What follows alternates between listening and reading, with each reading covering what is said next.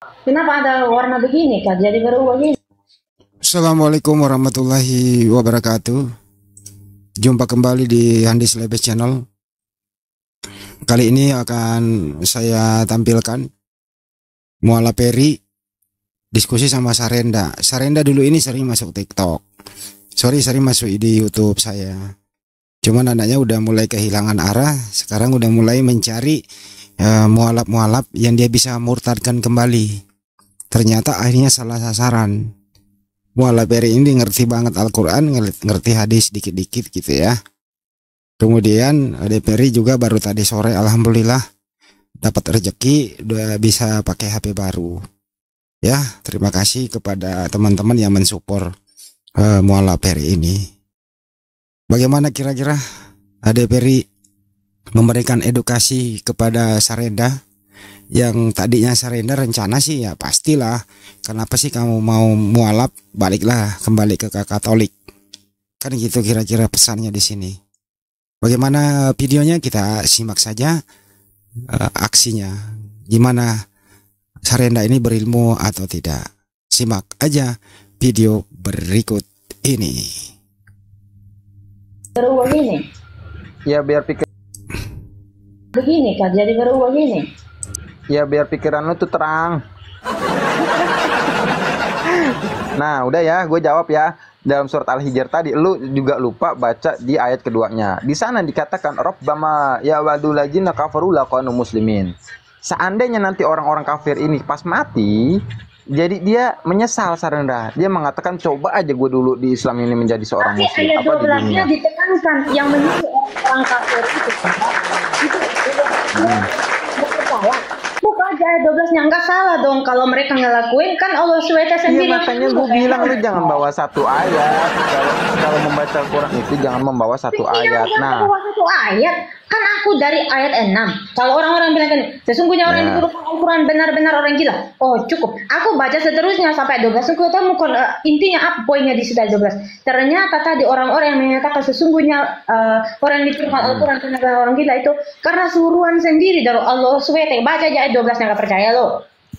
Iya bukan tak percaya, makanya lu kalau ininya ya kan tadi bawa lu kan tadi kan temen lu itu kan bawa di ayat ke-6 kan. Memang ada kata majnun di sana. Berarti nggak salah kan kalau orang-orang yang disuruh tadi itu melakukan hal demikian mengatakan bahwa Ya orang nggak salah, yang salah itu yang membawa hanya 1-2 ayat. Jadi lu nggak bisa memahami konteks itu. Nah, kita balik lagi ke tadi Sarenda. Nih, sebentar. nggak mau. Sarenda, Dia udah gak mau Sarenda, bilangnya. Nah, kemana? sebentar.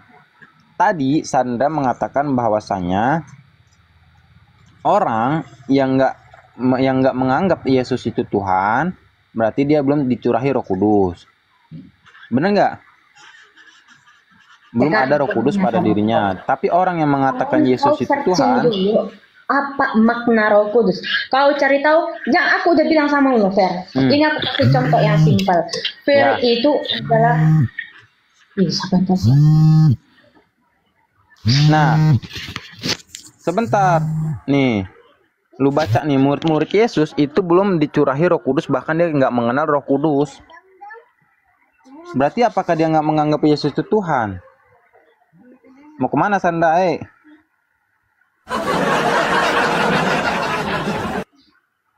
Nah kan ngabur lagi kan Sarenda kan? Balik ngabur. Nih Sarenda bentar.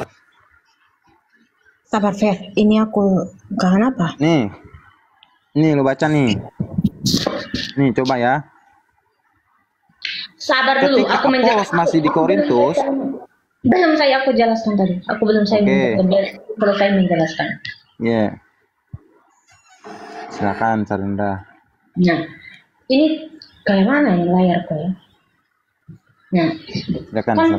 yang kau bukan berarti murid-murid itu gak ada Roh Kudus, bukan berarti konsepnya. Yang berbicara ini adalah ini pengajaran antara murid dan murid. Nggak Tuhan Yesus, bukan Tuhan Yesus dan murid, enggak begitu konsepnya. Ya nggak begitu konsepnya. Ini adalah pengajaran di mana konteks yang kau bawa itu tentang pembaptisan. Tentang pembaptisan di mana antara Rasul Paulus dan juga murid-murid sedang bercakap-cakapan. Dan murid-murid itu polos karena belum mendapat pengajaran mengenai Roh Kudus. Nah, mereka kan bertanya, apakah kamu sudah menerima Roh Kudus setelah menjadi percaya? Tanda tanya. Dan mereka bahkan kami malah belum pernah mendengar bahwa ada Roh Kudus. Mereka belum mendengar, belum ada ajaran tentang Roh Kudus. Bukan berarti nggak ada Roh Kudus dalam diri mereka, itu bukan begitu konsepnya. Nah, kemudian ayat yang itu kok poinnya ada di ayat 7, bro. Poinnya ada di ayat 7. Dan ketika Paulus menumpang kata turunlah Roh Kudus atas mereka dan mereka juga berbicara dengan bahasa bida dan berbuat. Di situ baru betul-betul mereka tahu apa itu Roh Kudus. Bukan berarti mereka nggak ada Roh Kudus, nggak begitu konsepnya. Di sini pengajaran mereka belum tahu apa itu Roh Kudus. Nah, tetapi di dalam Injil bilang gini, berbeda. Ini konteks yang berbeda pembaptisan dan di dalam Injil juga bilang gitu. Hanya Roh Kuduslah yang mengakui Yesus itu adalah Tuhan. Nah, buktinya semua murid-murid mengakui Yesus adalah Tuhan. Roh Kudus ada dalam diri mereka gitu loh, bro. Ini ayat yang kau bawa tentang pembaptisan. Udah. Nah, gini ya. Sarendra mengatakan bahwasanya orang yang nggak ada Roh Kudus berarti dia nggak menganggap Yesus itu Tuhan. Makanya tadi aku bilang sama enggak, kita garis bawain dulu, Sandra. Hanya begitu, Roh Kudus itu banyak peranannya. Contoh mengakui Yesus adalah Tuhan itu peranan yang berbeda. Di dalam pembaptisan adalah peranan yang berbeda, tetapi bentuk Roh Kudus itu adalah kebenaran, Roh kebenaran. Iya, ngerti ya? Buktikan, gini aja, kalau aku mau bantah narasimu, buktikan murid mana dari antara 12 murid Tuhan Yesus yang tidak mengakui Yesus adalah Tuhan. Nah, sekarang gue tanya, Paulus termasuk ke 12 murid Yesus nggak? Paulus itu adalah rasul. Nah, kenapa dalam konteks ini Paulus yang menyiarkan Roh Kudus? Coba kita lihat, Sandra. Karena Paulus sudah mengenal Roh Kudus. Paulus coba. mengenal loh. Ini Paulus ketika Paulus di Efesus. Sebentar. Paulus mengenal, makanya dia udah mengajarkan kepada murid loh. Nah, sebentar Sandra. Sebentar Sandra, gue bilang sekali lagi. Dari lu mengatakan tadi 12 murid Yesus, ya kan? Bahkan orang yang nggak ada Roh Kudus, dia itu orang yang nggak mengakui Yesus itu sebagai Tuhan, yang nggak dicurai Roh Kudus. Nah, coba kita lihat konteks ini, Sandra. Bentar ya. Nih, di sini ketika Apolos masih di Korintus, Paulus sudah menjajah daerah-daerah pedalaman dan tiba Efesus. Menjelajahi, bukan menjajah. Iya, menjelajahi. Iya. Menjelajah sama nggak? Ada i-nya di sini. Kamu tadi kan bilang menjajah. Oke, gue ulang. Ketika Apolos masih di Korintus, Paulus sudah menjelajah daerah-daerah pedalaman dan tiba di Efesus. Ya kan? Di situ didapatinya beberapa orang murid. Ini kan murid Yesus kan? Setuju nggak kalau ini murid Yesus? Betul. Nah, katanya kepada mereka, sudahkah kamu menerima Roh Kudus? Ini kata Paulus nih. Ketika kamu menjadi percaya, akan tetapi mereka menjawab dia, belum. Berarti murid Yesus menjawabnya belum. Bahkan kata murid Yesus nih, bahkan kami belum pernah mendengar bahwa ada Roh Kudus. Coba nih ya. Bahwa kami apakah belum dicurahkan atau belum mengenal? Jawab. Sebentar dulu. Sudahkah kamu menerima? Ini kan Paulus berbicara. Sudahkah kamu menerima? Dicurahkan dengan menerima itu sama atau enggak? Ini kan kata Paulus, sudahkah kamu menerima? Dan tujuannya itu baru mereka mengenal. Artinya mereka udah tahu apa itu Roh Kudus. Siapa yang udah tahu? Nah, berarti pada konteks ini yang pertama adalah Paulus yang menyebarkan Roh Kudus itu sendiri. Karena apa? Sedangkan Paulus bukan termasuk 12 murid Yesus. Coba, Sarenda. Ini menyebarkan, ini ajaran. Apa ajaran Yohanes? Yohanes membaptis dalam baptisan pertobatan. Baptisan pertobatan apa? Harus dicurahkan dengan Roh Kudus. Nah, itu wah, jangan sebentar. Ini Oke, antara sebentar. sabar. Ini antara murid yang berbicara bukan Tuhan Yesus sama murid enggak, itu konsep yang berbeda. Ini adalah ajaran antar murid dan murid. Nah, Paulus di sini udah mengenal, dia udah tahu apa itu Roh Kudus. Nah. Sabar dulu. Oke, siap Sandra, lanjut. Kamu udah menerima Roh Kudus, apa jawaban murid? Bahkan kami malah belum pernah mendengar, bukan nggak ini ya, nggak ada Roh Kudus dalam diri mereka ya, tapi belum pernah mendengar, belum ada ajaran. Setelah mereka tahu ketika ada Paulus di sini, ketika Paulus mengatakan ayat ke-6 dan 7-nya itu menjadi bukti apa? Roh Kudus turun atas mereka, itu poinnya. Roh Kudus turun atas mereka, dan di situ mereka udah tahu, oh ini ya Roh Kudusnya, inilah Roh Kudus. Gitu, bukan berarti ada dalam diri mereka. Kalau nggak ada ya sama kayak kau yang tidak mengakui Tuhan. Buktinya semua rasul, mau Paulus kah, semua murid-muridnya mengakui Yesus itu Tuhan. Gitu loh, bro. Oke, udah, gue bicara ya. Silakan. Gue bicara ya. Pada kita tarik pernyataan Sarendra pertama tadi, bahwasanya ini perbicaraan antara murid dan murid. Coba kasih gua satu, baik dari antara 12 murid Yesus atau 70 murid Yesus, Paulus ada termasuk dalam murid Yesus itu. Satu. Yang kedua, bahwasanya Sarendra mengatakan di sini mendengar loh, bukan dicurahi. Coba kita lihat. Kita baik-baik lagi baca Sarendra ya. Nih. Ini kan yang menjelajah ini adalah Paulus, karena di sini konteksnya Paulus di Efesus. Nah coba kita lihat. Menjelajah itu dia pergi mengajarkan bukan? Ya sebentar dulu Sarendra. Nih, di sini Paulus mengatakan, sudahkah kamu menerima Roh Kudus? Menerima itu apa artinya? Dicurahi enggak? Sudahkah itu masih dalam konteks pertanyaan, Per? Kayak mana ya? Itu masih konteks pertanyaan loh. Nah, memang benar Sarendra. Ini kan Paulus kan bertanya kepada murid Yesus, sudahkah kamu menerima? Menerima sama mendengar sama atau enggak? Menerima sama dicuri sama atau enggak? Itu belum menerima, baru konteks pertanyaan. Nah, berarti kemudian sabar. Kemudian ketika Paulus menumpangkan tangan atas mereka, barulah Roh Kudus itu turun dan barulah mereka tahu. Enggak, pertanyaan dengan menerima itu berbeda, bro. Baru bertanya, baru mulai gitu. Astaga. Nah, makanya gue nanya. Kan di sini Paulus bertanya kepada murid-murid Yesus, apakah kamu sudah menerima Roh Kudus? Ketika kamu menjadi, nah di sini akan tetapi jadi konteks poin kamu itu apa sebenarnya? Yang menjadi kamu apa? Makanya gini Sarendra. Tadi kan Sarendra bilang pada konteks ini adalah pembicaraan antara murid Yesus dan beberapa murid Yesus lainnya. Ya kan? Setuju nggak? Dan pernyataan mengenai pembaptisan bukan? Lah, kok pembaptisan? Oh, kan emang tadi... iya. Emang iya, kenapa nggak baca ayat 3 dan 4-nya? Ini pembicaraan mengenai pembaptisan bukan? Ya, iya memang. Cuman gini Sandra, lu dengerin dulu. Tadi kan konteksnya pada awal lu bilang, sebentar dulu, lu bilang bahwasanya orang yang nggak menganggap Yesus itu Tuhan adalah orang yang yang belum menerima Roh Kudus. Setuju nggak? Di sini mereka itu bukan nggak menerima, bukan nggak ada Roh Kudus, belum mengenal, belum ada ajaran, nggak ngerti. Belum ada, belum menerima. Coba kita baca baik-baik lagi nih. Sandra bilang belum menerima. Coba di situ bukan ada kata menerima. Coba kita lihat baik-baik lagi ya. Nih, Paulus berkata, sudahkah kamu menerima Roh Kudus ketika kamu percaya? Nih, akan tetapi mereka menjawab belum. Tuh. Bahkan kami belum pernah mendengar bahwa ada Roh Kudus. Dengar, entah LAI mana yang kau bawa. Dan ayat ketiga ya. Dan kok jadi LAI di salah? Ini LAI tuh. Enggak begitu, sabar.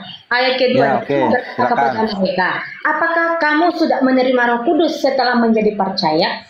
Dan mereka berkata kepadanya, bahkan kami malah belum mendengar bahwa ada Roh Kudus.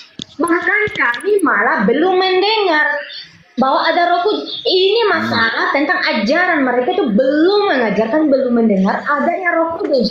Bukan berarti Roh Kudus itu nggak ada dalam diri mereka. Itu konteks yang berbeda jauh. Bahkan konteks yang kau bawa itu mengenai pembaptisan, di mana ketika Yohanes membaptis itu harus dibaptis dengan Roh Kudus. Nah, Ini waktu ada ajaran ini ketika Paulus di sini mengajarkan poinnya yang sebenarnya kau bawa ayat 6 dan 7-nya.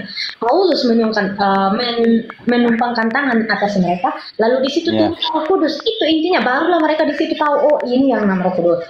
Dan begitu, kalau memang kau ikuti narasimu, hanya orang lain orang-orang yang mengatakan Yesus Tuhan yang ada Roh Kudus, berarti gugurlah semua murid-murid, atau bantah saya, ada gak salah satu murid yang tidak mengakui Yesus adalah Tuhan? Banyak. Siapa? Cuman gini, sebentar dulu Sarendra. Sebentar, karena lu belum menjawab pertanyaan gua.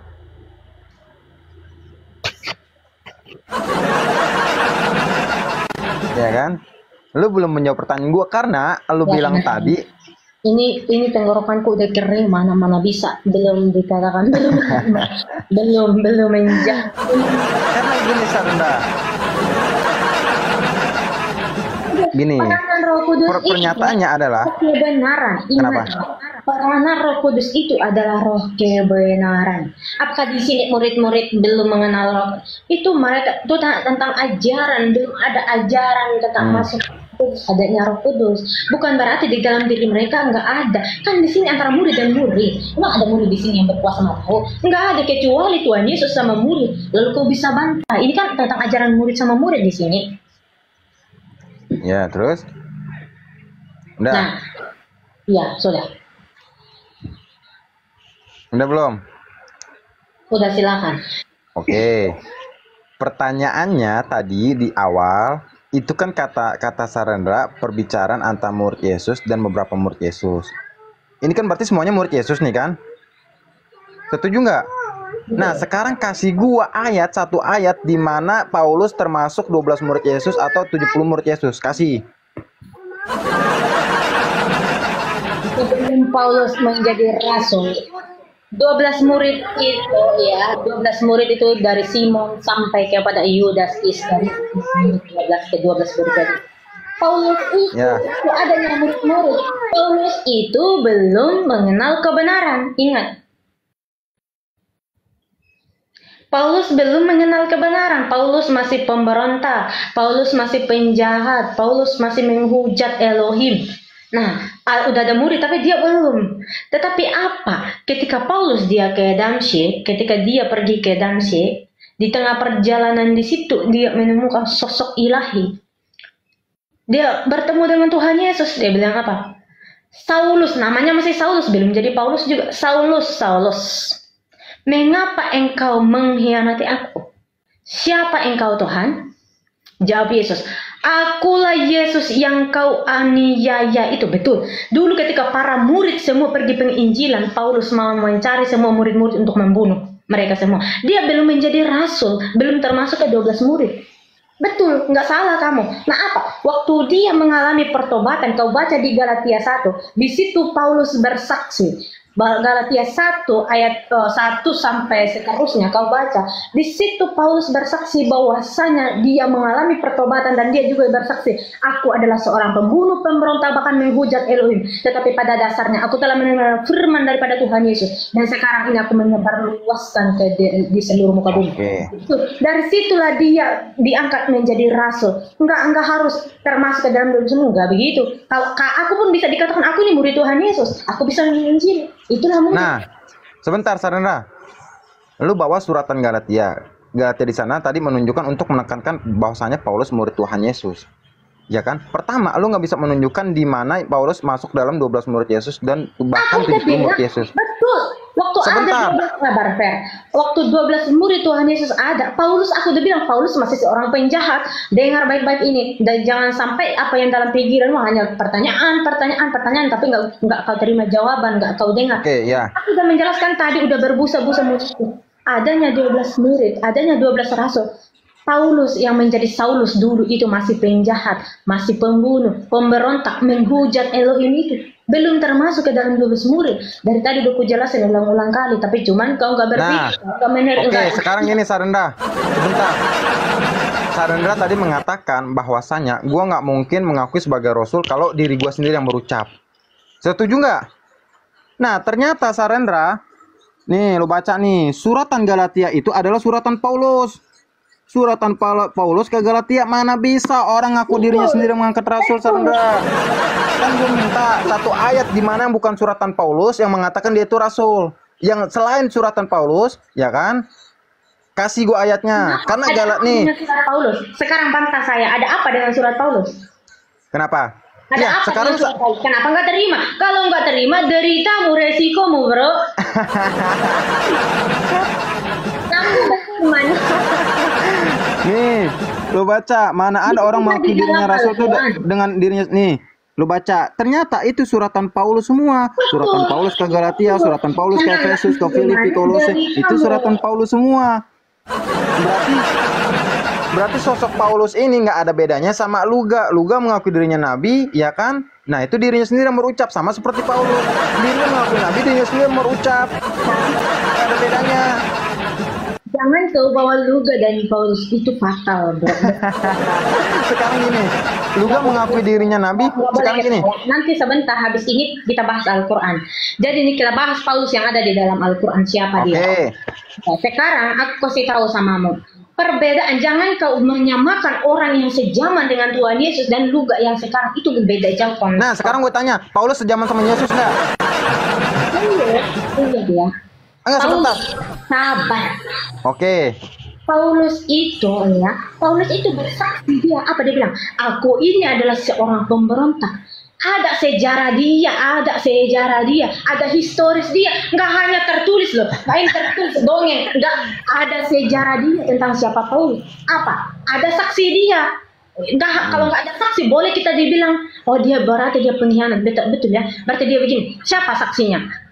Ketika dia pergi ke Damsyik, ingat ya, ketika dia pergi, ada 4 orang yang menunggang kuda, melihat Paulus tergeletak di jalan, dan dia menatap ke langit. Apa dia bilang? Siapa engkau Tuhan? Akulah Yesus yang kau hianati itu. Ada saksi, bukan satu saksi, bukan 2, 4 orang menunggang kuda. Nah kemudian kita lihat nanti, ketika Yesus pergi kepada Ananias, ini konteks yang berbeda. Pada saat Paulus, Ya, Ananias menyembuhkan dia dari kebutanya.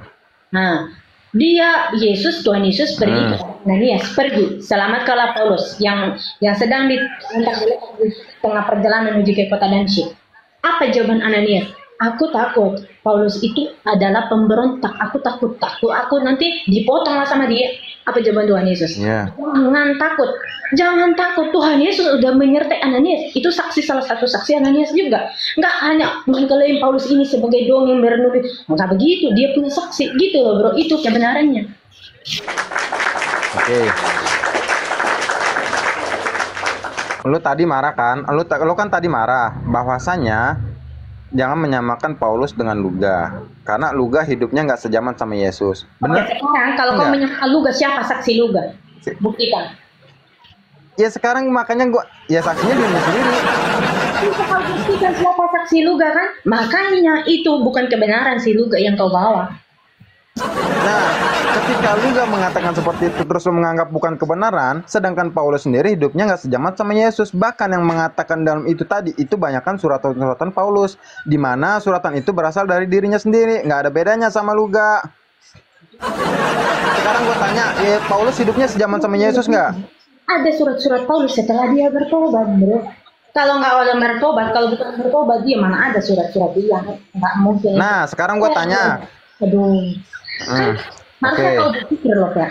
Dia kan seorang pemberontak, menghujat, pembunuh, tapi kok bisa berubah, bisa bertobat? Itu poinnya yang kau ambil di situ. Apa sebab dia mengalami pertobatan? Nah, ketika dia bertobat apa? Dia menginjil, nggak hanya tinggal di tempat, bahkan masuk penjara dia. Paulus itu. Udah.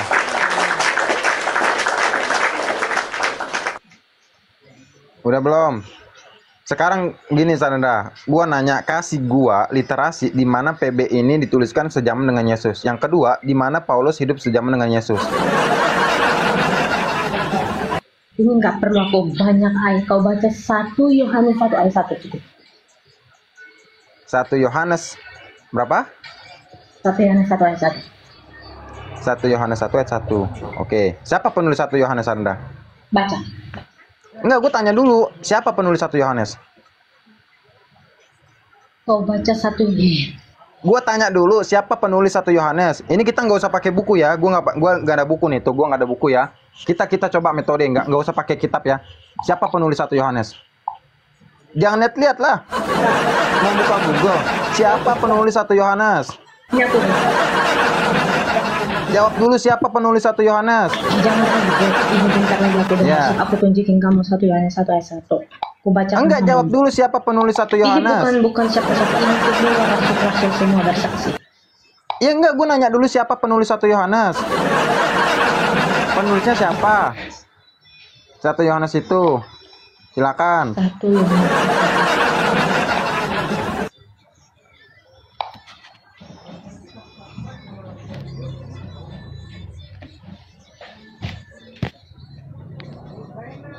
Mana?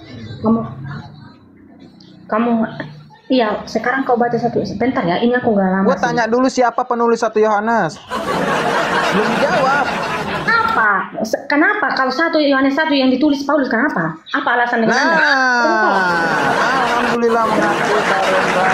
Terima kasih. Siapa penulis 1 Yohanes? Terima deritamu, enggak kau imani deritamu, bro.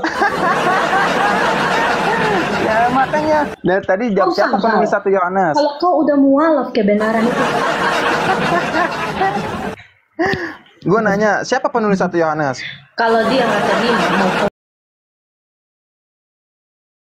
tulis derita dia, siapa suruh dia mualaf. Ingat kebenaran itu sakit. Di mana? Filipi 2:7. Siapa? Nanti pada akhir zaman semua lidah mulut mengaku Yesus Kristus adalah Tuhan bagi kemuliaan Allah Bapa. Termasuk si Ferry yang sekarang sudah mualaf, yang menuju kepada surat Maryam tulisan itu, semua orang Islam masuk neraka.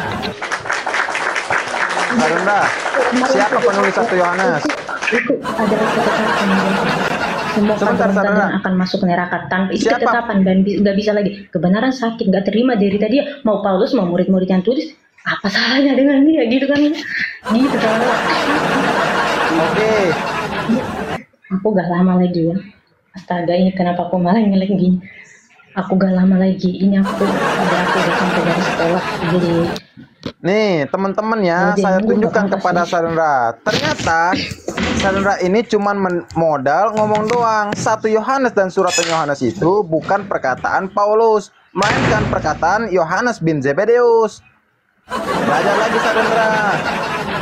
Dan kalau Sarendra mengatakan bahwasanya Islam itu masuk neraka, ya kan? Justru di Islam itu dikatakan dalam surat Fussilat ayat 30, innallazina qalu rabbunallahu tsumastaqamu tatanazzalu wala taqafu wa absiru bil jannatil kuntum tu'adun. Barang siapa yang mengatakan Tuhan kami adalah Allah, maka tempatnya sorga. Berbeda dengan Kristen. Kristen itu diusir. Dalam Matius pasal 7 ayat 21 sampai 23. Bukan orang yang berseru kepada Tuhan yang akan masuk dalam kerajaan sorga. Gitu Sarendra. Jadi pada dasarnya 1 Yohanes itu penulisnya adalah Yohanes bin Zebedeus. Ada yang mengatakan Yohanes di Pulau Patmos, malah Paulus. Sarendra. Gimana sih Sarendra? Udahlah, capek Sarendra ngabur.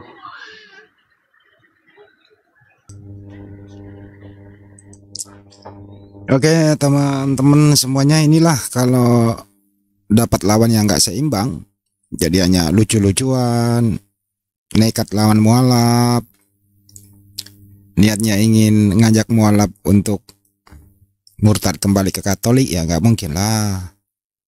Jadi Sarendra ini salah lawan. Dia pikir Peri itu culun, dia pikir itu bocil, ternyata dapat deh sesuatu yang tidak pernah dia sangka-sangka sebelumnya. Jangankan lu Sarendra, pendeta senior aja dibabat habis, apalagi lu pada yang masih jemaat biasa. Belajar dulu lagi ya, belajar dulu lagi, urungkan niatmu untuk melawan mualaf. Nggak bakal imbang. Itu kira-kira teman-teman, gimana penilaian kalian? Bagaimana menanggapi video ini? Silakan komen, like, dan subscribe video ini. Terima kasih, mudah-mudahan bermanfaat buat kita semua. Kita beri apresiasi kepada adik kita ini, adik binaan saya, Ferry Jahid. Alhamdulillah dapat hadiah dari saya sebagaimana janji saya kemarin. Hari ini sudah saya belikan HP yang baru. Terima kasih, sampai jumpa. Assalamualaikum warahmatullahi wabarakatuh.